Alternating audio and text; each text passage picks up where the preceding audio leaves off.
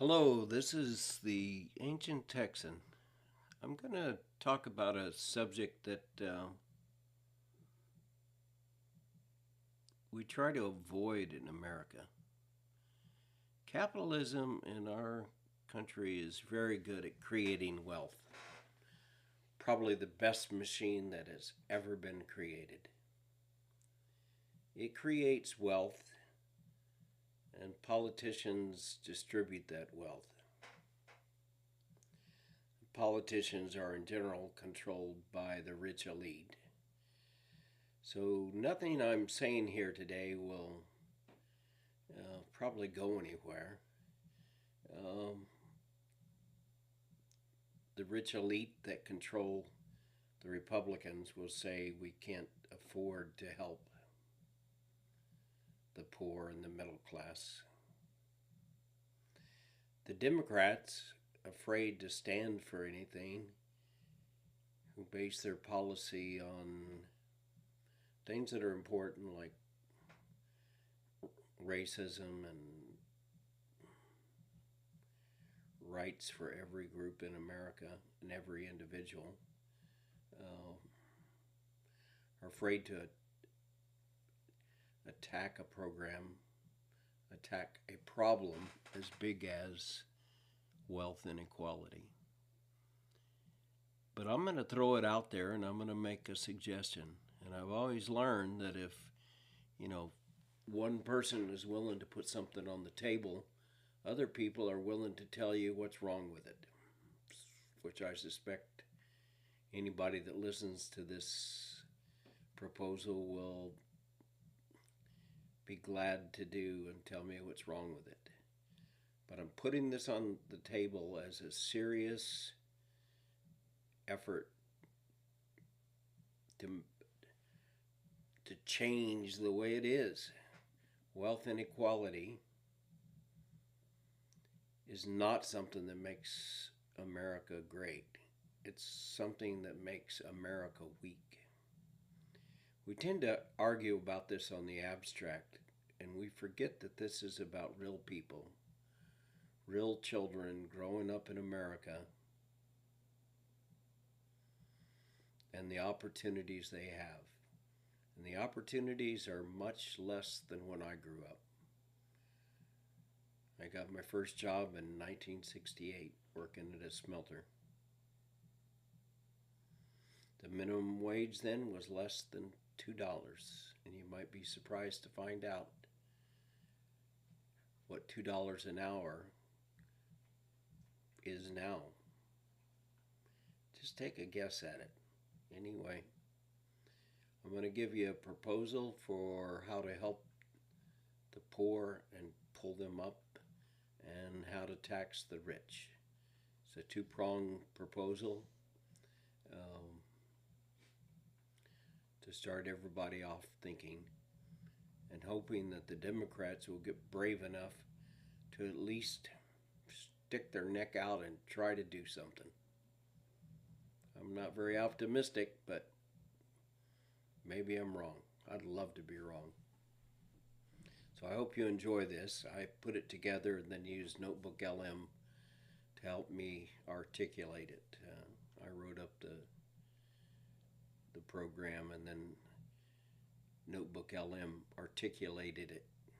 Whoa, that's probably incorrect use of that word.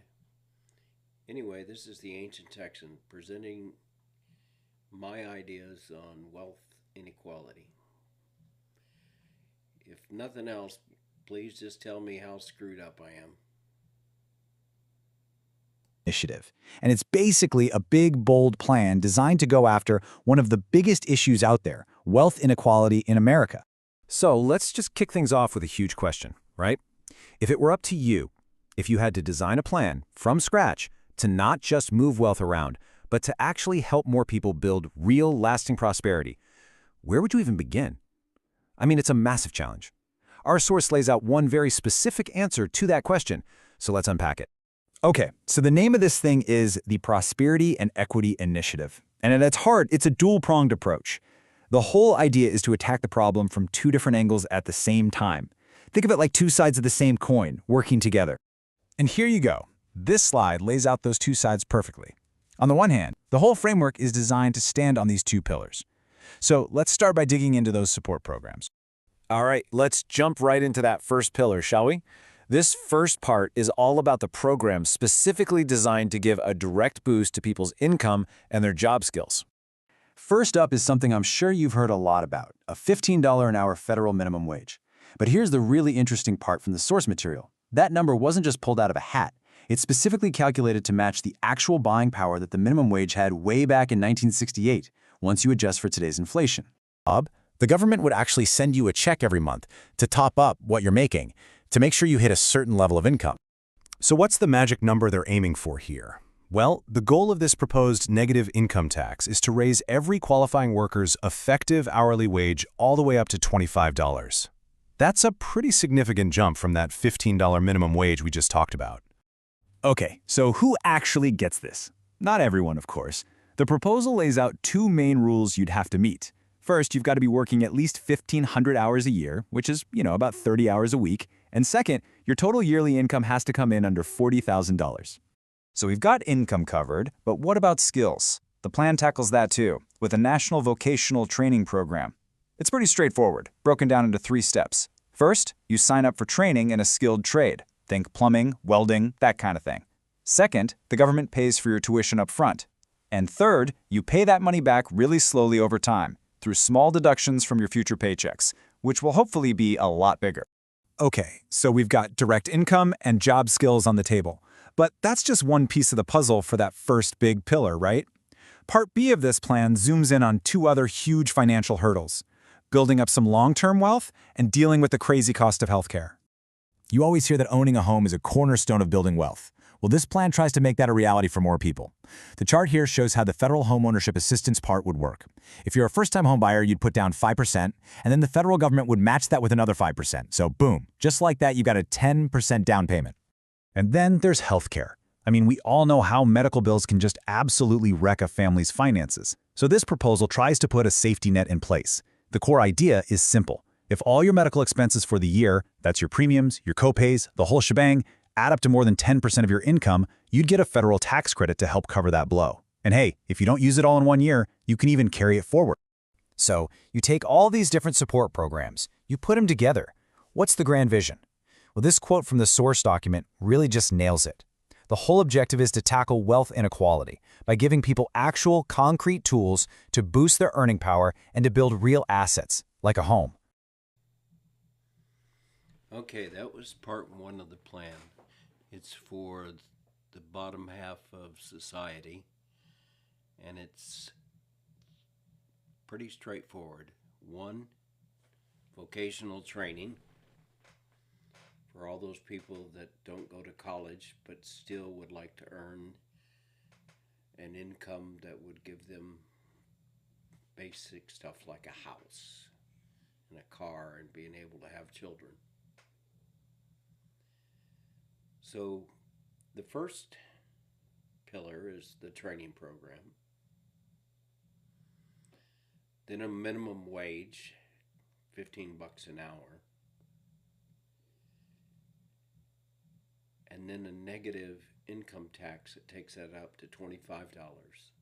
The $15 per hour does not distort the local economy. It comes out of the federal budget. We're going to say how we pay for that in a minute. And it lifts somebody up to $25 an hour, so you can do the math. That's $50,000 a year type thing. Help with buying a house, half of the down payment, and a safety net that prevents health expenses from completely destroying everything you have. I've experienced that myself. So the health program would just be the government would cover costs that amount to more than 10% of your salary that you're responsible for yourself or your dependents. It's not complicated. Those health care costs are paid to you on the years after you incur the cost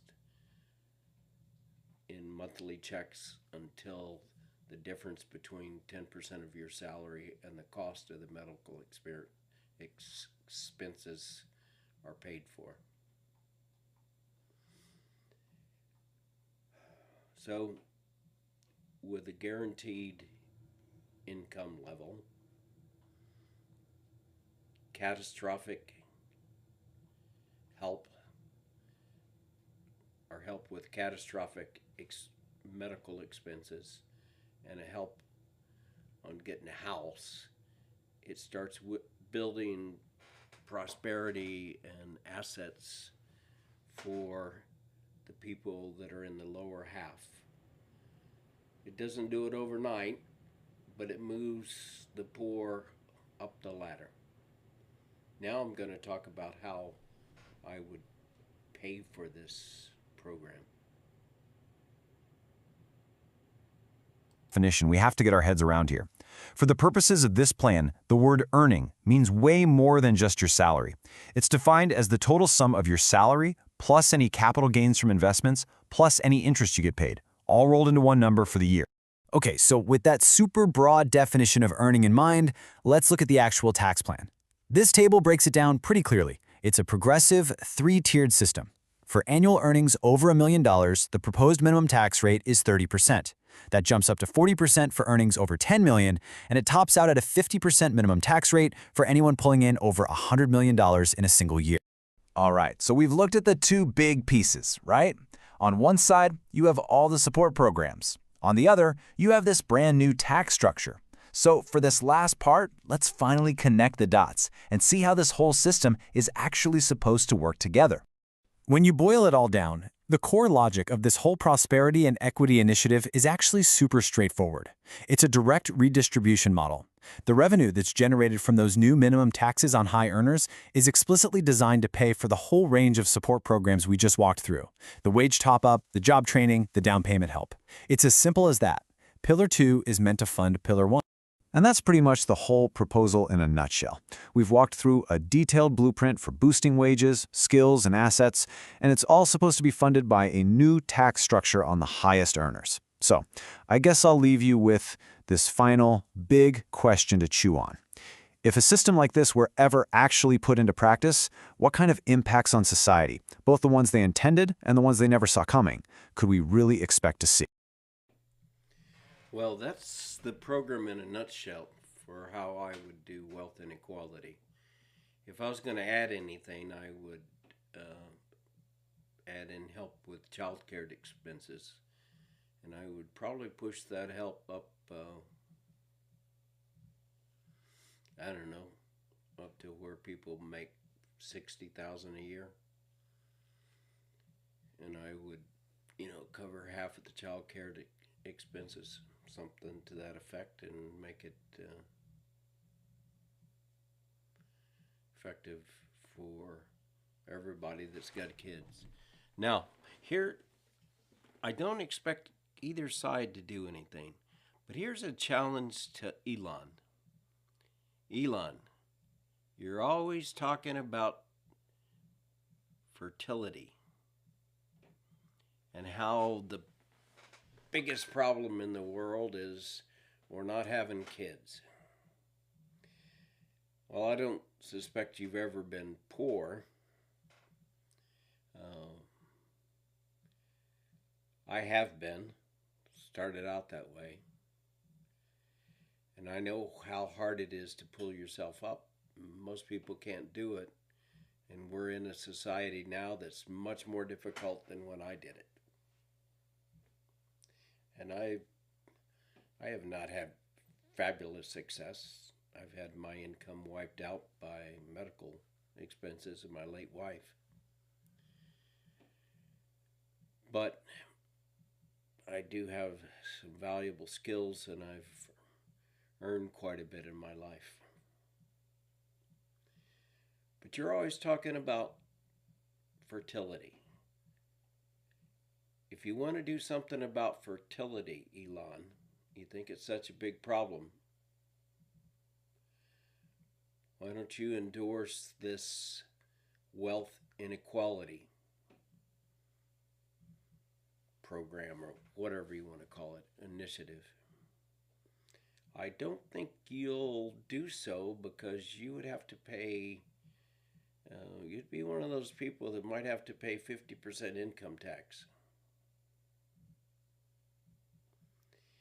And that would cut out, it'd make it tougher for you to become a trillionaire.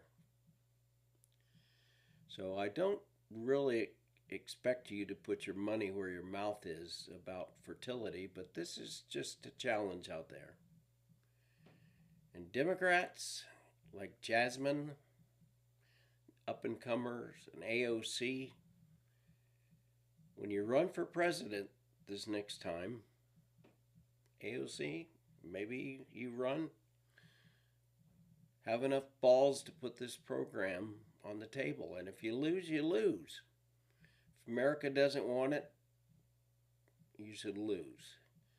But I think you'd be surprised at how many Americans might get on board with this. I think people may be tired of struggling, and by then our debt is going to start taking a real cut out of our pockets through inflation. Printing all that money to deal with our debt's going to start hurting. So, Democrats, let's have some balls. Elon, why don't you put your money where your mouth is? And Republicans, I think you work more for the rich than the Democrats do. I don't expect you to help the average American at all, but if there's one or two of you out there that might actually see that America needs help, I would welcome you aboard. I'm not ideological. Getting old and senile here. What's important to me are programs like this. I'm an independent. I lean more left than right, but I'm willing to go to the right on a lot of issues too.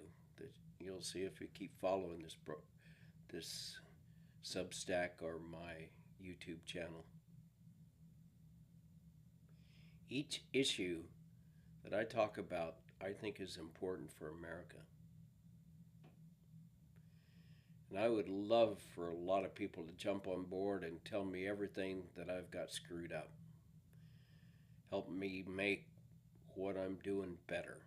Give me better ideas than I've got. I tend to believe in people, and I want to invest in people, especially the young.